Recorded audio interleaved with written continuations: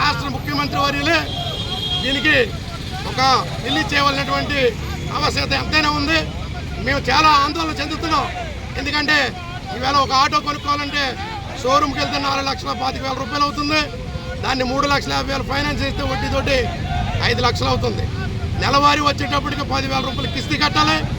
ఈ కిస్తీ కట్టే విధానం కిస్తీ కట్టిన తర్వాత ఫ్యామిలీని పోషించుకోవాలి. ఈ ఫ్యామిలీని పోషించిన పరిస్థితి అధోగతి అయిపోయే పరిస్థితి వస్తుంది.